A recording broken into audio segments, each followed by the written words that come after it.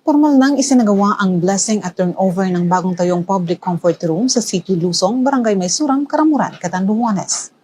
Isa ito sa mga naging proyekto ng Revitalized Police sa Barangay ng Catanduanes 2nd Provincial Mobile Force Company sa lugar na naisakatuparan sa pamamagitan ng matibay na pakikipagtulungan ng RPSB team sa lokal na pamahalaan ng Karamuran, Barangay Maysuram at mga pribadong sektor.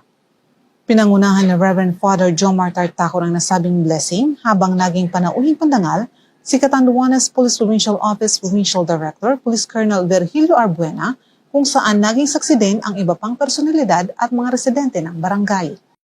Nagpasalamat naman ang konseho ng barangay, mga kabataan at residente sa mga tulong at mga naging proyekto ng RPSB Maysuram. Buong puso po ako nagpapasalamat sa RPSB Team Maysuram sa napakalaki po ng pagkakaiba ng mayroong RPSB team sa isang barangay.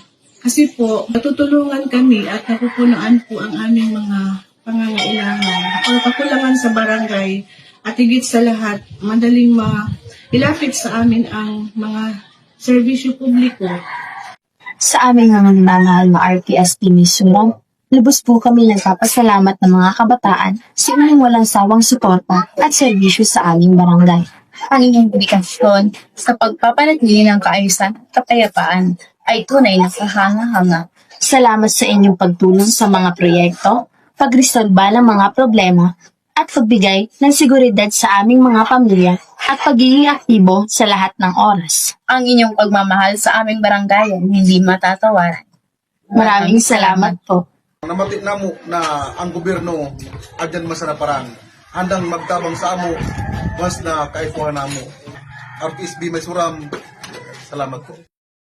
Ang inisyatibo ay direktang tugon ng RPSB team sa isa sa mga pangunahing suliranin na inihayag ng mga residente noong isinagawa ang Needs Assessment Survey. Bukod sa pagbibigay ng mga halagang akses sa sanitasyon at kalinisan, layunin ng bagong pasilidad na iangat ang pangkalahatang kapakanan ng komunidad na maghahatid ng mas malusog, mas ligtas at mas marangal na pamumuhay para sa mga residente ng Barangay Maysuram.